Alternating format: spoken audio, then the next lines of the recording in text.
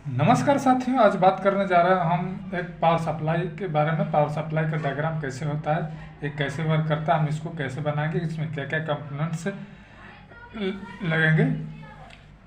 तो हम देखते हैं एक डायग्राम के बारे में। हमने 909 का एक ट्रांसफार्मर लिया है। ये यहाँ पर हम कुछ भी ले सकते हैं, 12 भी ले सकते हैं, 909 भी ले सकते हैं, 18 भी ले सकते हैं। हम लोड के ऊपर डिपेंड करता है कि कितना हमें लोड चाहिए, उसके अनुसार हम ट्रांसफार्मर यूज करेंगे। इसके साथ में हमने यहाँ पर क्या कहते हैं, हम इनपुट में, ट्रांसफार्मर के इनपुट में हम एसी पावर सप्लाई देते हैं। ठीक है, एसी इनपुट, ठीक है, एसी पावर सप्लाई देंगे। और एसी हमारा पावर सप्लाई जो है, हम ये आगे में ब्रिज रेक्टिफायर लगा रखा है, इसको ब्रिज रेक्टिफायर बोलते हैं। ब्रिज रेक्टिफायर, ये ब्रिज रेक्टिफायर हमारा होगा। ब्रिज रेक्टिफायर बनाने के लिए हम 4 डायोड का यूज करते हैं। जो डायोड हमारा होता है 4007 डायोड हमारा क्या होता है, 4007। यहाँ पर मैं मेंशन कर देता हूँ डायोड नंबर, डायोड हमारा होता है 4007।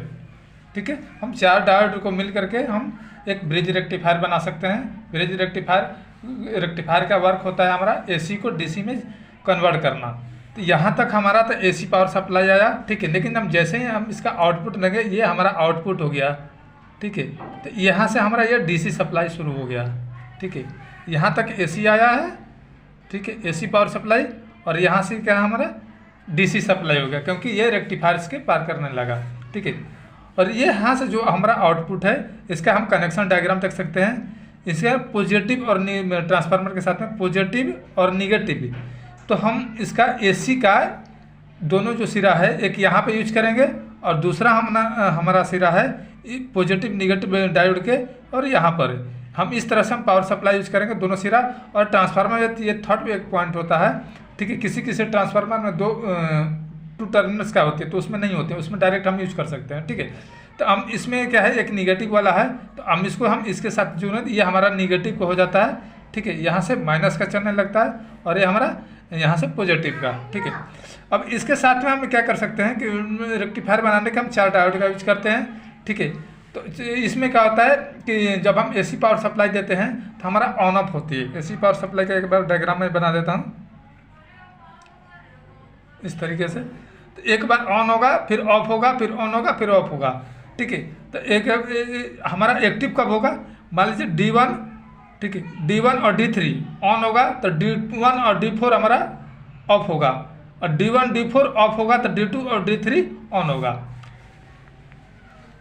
यहाँ के बाद हम यहाँ से चलते हैं अब डीसी पावर सप्लाई के बारे में। डीसी पावर सप्लाई के बारे में हमने ये यहाँ पे एक कैपेसिटर फिल्टर लगाया, यूज किया हुआ है। कैपेसिटर फिल्टर का काम है कि ये जो हमारा डीसी में जो कन्वर्ट हुआ, ये हमारा प्योरली डीसी नहीं होता है। इसको प्योर डीसी करने के लिए हम कैपेसिटर का यूज करते हैं, ठीक है। कैपेसिटर का हम यूज करेंगे, ठीक है, तो ये हमारा प्योर डीसी बन जाता है। इसमें भी कुछ एरर होते हैं, तो बड़े सर्किट में और भी हम कैपेसिटर यूज कर लेते हैं ताकि प्योर हमारा डीसी नॉइज खत्म हो जाए, प्योर डीसी हो जाए। तो हमने एक सिंगल ही हमने कैपेसिटर यूज किया हुआ है यहाँ पे।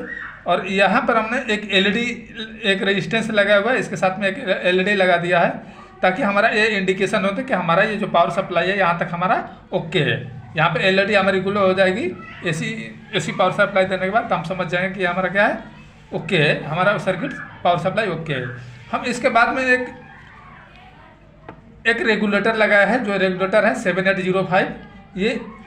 ये क्या करता है कि यहाँ पर हमारा जो भी वोल्टेज 9 वोल्टेज आया, ये क्या करता है, इसको कन्वर्ट करके ये 5 वोल्टेज हमारा दे देगा। अभी हमें चाहिए, मान लीजिए 12 वोल्ट चाहिए यहाँ पर, तो हम क्या करेंगे 7812 लगा देंगे, तो हमारा 12 वोल्ट आउटपुट देने लगेगा। अगर हमें 9 वोल्ट चाहिए तो 7809 यूज करेंगे, तो हमारा एक बार 9 वोल्ट का आउटपुट हमारा देने लगेगा। हम इसके लिए हम क्या कर सकते हैं, आउटपुट को देखने के लिए मल्टीमीटर से भी चेक कर सकते हैं, ठीक है। मल्टीमीटर से भी चेक कर सकते हैं, और हम चाहे तो एलईडी भी लगा सकते हैं। और यहाँ से हम कंप्लीटली हमारा चेक हो जाएगा कि हमारा जो पावर सप्लाई हमने बनाया ट्रांसफार्मर के साथ में, ये हमारा सही है या नहीं है, ठीक है। यहाँ पर जब मल्टीमीटर हम लगाएंगे तो यहाँ पर आउटपुट में हमारा क्या शो करेगा, मीटर डिस्प्ले पे 5 वोल्ट का आउटपुट हमारा शो करेगा। ठीक है, इसके साथ में हम देखते हैं, इसके साथ में हमने एक यहाँ पे जो एलईडी लगाया है, एलईडी के लिए हम रेजिस्टेंस इस वजह से मैंने लगा रखा है क्योंकि एलईडी जो हमारी होती है 3 वोल्ट तक ही वर्क कर सकते हैं। इससे ज़्यादा हम अगर वोल्टेज देंगे डीसी का तो ये क्या होगा, हमारा फ्यूज कर जाएगा। तो इसके लिए हमने एक रेजिस्टेंस लगा रखा है 470 ओम की। ठीक है, यहाँ पे 470 ओम लगा ले, 1 किलो ओम लगा ले। ठीक है, तो ये हमारा वोल्टेज को क्या कर रहा है, रिड्यूस कर देगा, कम कर देगा, जिससे हमारा एलईडी हमारा ग्लो होने लगेगा।